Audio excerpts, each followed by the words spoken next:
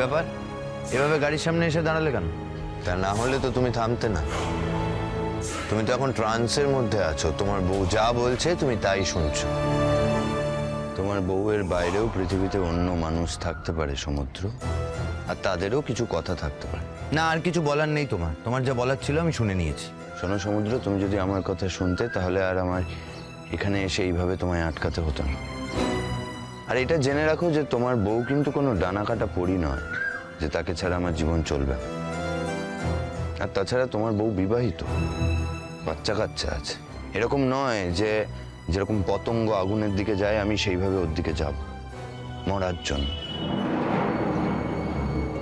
আমার ইন্টারেস্ট থাকলেও কিসে থাকবে? তোমাদের সম্পত্তি, বাড়ি আর প্রপার্টিতে, তাই তো? আমার প্রপার্টির ভাগ আমি যেভাবেই হোক আদায় করে নেব। এই শোনো, তুমি যে আদালতেই যাও না কেন, আমার বাবা বেঁচে থাকতে তুমি কোনোভাবেই তার নামের প্রপার্টি ডিমান্ড করতে পারো না। আর বাবা কাকে সম্পত্তি দেবে সেটা বাবা উইল করে লিখে দিয়ে যাবে। আর তারপরে যদি তুমি চাও যে তুমি সম্পত্তি নেবে, আমার কিচ্ছু চাই না, আমি দিয়ে দেবো। আমি চাকরি করি, নিজে রোজগার করি, রোজগার করে খাই। অন্য কারোর প্রপার্টিতে আমার কোনো লোভ নেই আর প্রয়োজনও নেই। ঠুকে দিলে সুযোগ পেয়ে, ভাই হয়ে ভাইকেই ঠুকে দিলে।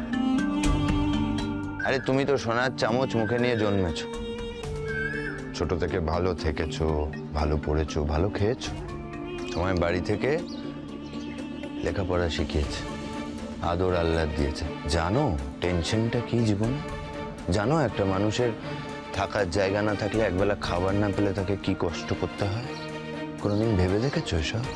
তুমি জানো যে অবহেলা, অনাদরে থাকতে থাকতে একটা মানুষের ভেতরের যে সফট কর্নারগুলো সেগুলো শুকিয়ে শেষ হয়ে যেতে পারে? জানো না তো, কিন্তু আমি জানি, কারণ সারা জীবন আমি সেই সবের মধ্যে দিয়েই গেছি, এখনো যাচ্ছি। হ্যাঁ, সেসব আমি জানি। এখন আমায় রাস্তায় আটকালে কেন বলো?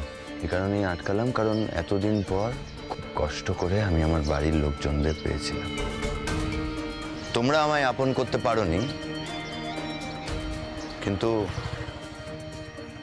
কিন্তু আমি সবসময় তোমাদের আপনই ভেবেছি। হ্যাঁ, সেই আপন ভেবেছিলে বলেই তো